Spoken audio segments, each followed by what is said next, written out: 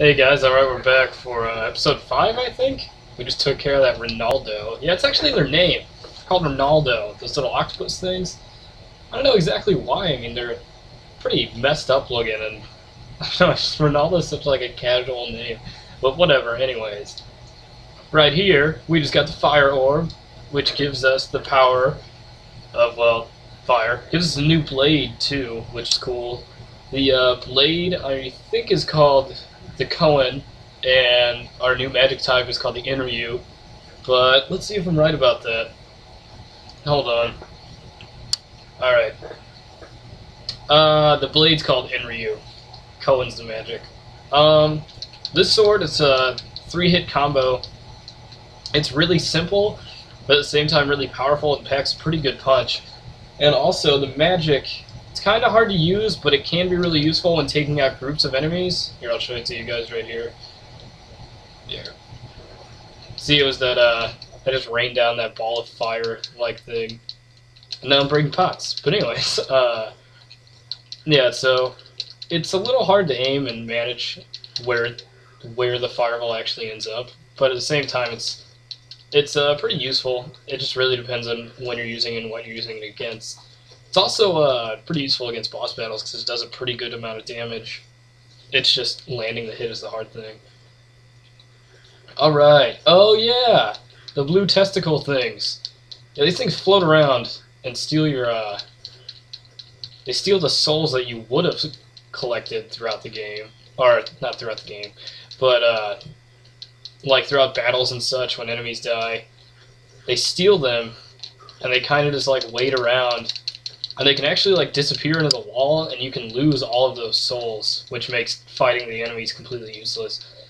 So yeah, they suck. They're kind of useful sometimes, because like sometimes there will be a lot of souls flying around and you can't get to them, because you know you're fighting and shit. But, and they'll, like, suck them up. But the only thing I get scared of is them, like, floating. They'll, like, go into the wall and disappear. Like, it's happened to me before. And I don't know, like, what the deal is with that, and, like, what are the circumstances that will do that under. But, yeah. Anyways, we're gonna save right here.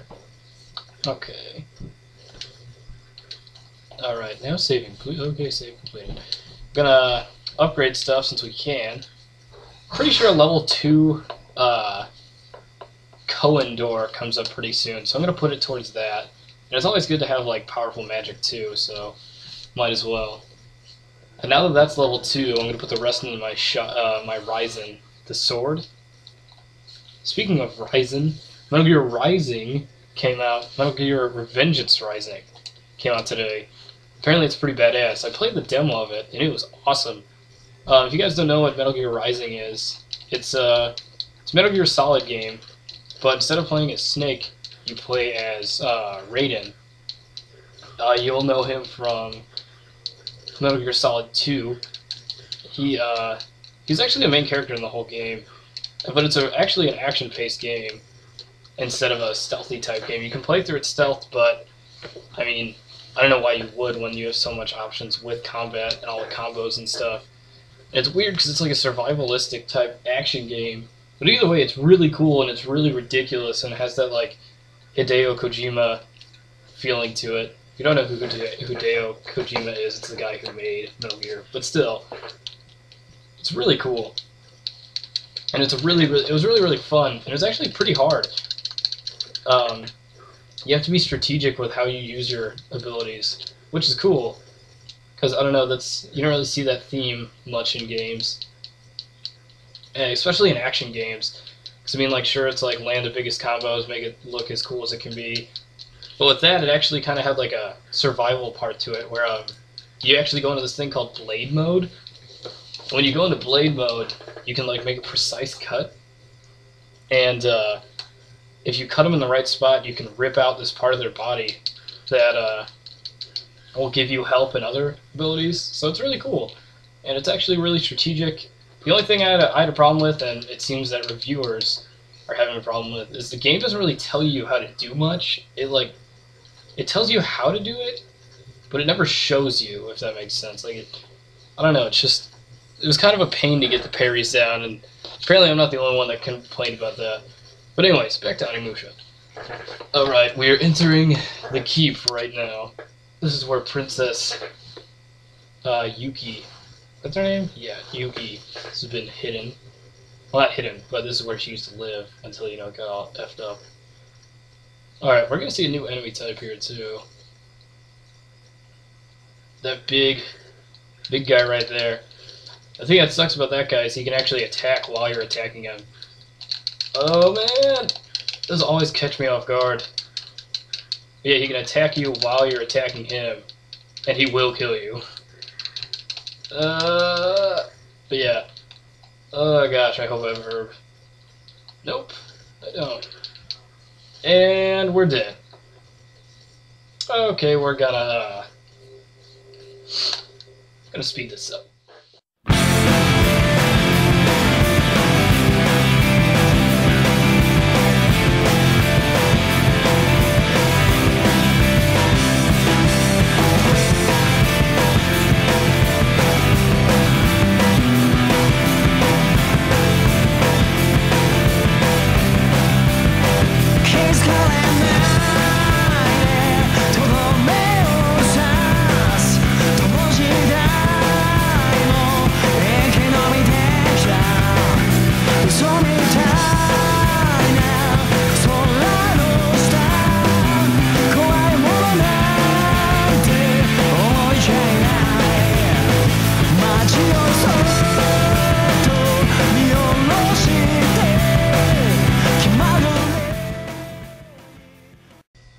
Alright, and we are back. I'm actually going to use my, use a Thunder Orb. I actually prefer that over the Ryzen. Not the Ryzen, that's actually the sword we're using. But, I actually prefer that over the Kouen. Because Kouen's slow. I don't know, I've never really liked slow weapons. I've always liked to be able to chain together attacks. Yeah, those things are annoying because they can just interrupt your attacks with one of their attacks. But yeah, and here, we're going to meet the weirdest fucking guy in this game. It's this little guy right here. Look at that. Just take a while to just breathe that in. Look at that. Look at those teeth. Oh god, and he just stares at you until he's like, and this is what he'll do every time you come up to him, until he's any use of you. And look at those like that long ass mustache. Like, that's not even a mustache, it's just like two really thick hairs. Ugh. Alright. Got the keep map. I don't really use the maps in this game. I think that thing's supposed to give you magic, yeah. Okay, we're gonna enhance. Since we already, you know, saved just a while ago. Upgrade the Ryzen. Alright, there we go. The Ryzen's my favorite level. Not level. Sword in the game. Okay. Well, actually, you know what? There's another sword in the game that I really like, but we haven't gotten to that one yet, so I won't reveal anything. But it's really fast. I really like that. I like the Kouen later on.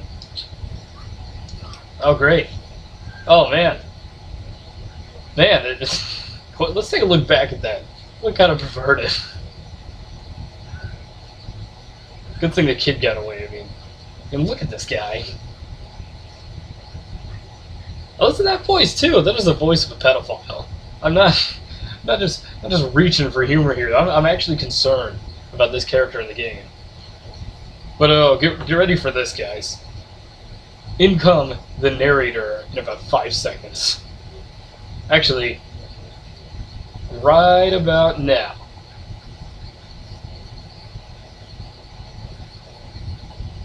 That's the only time the narrator ever says anything in the entire game. That's his one line.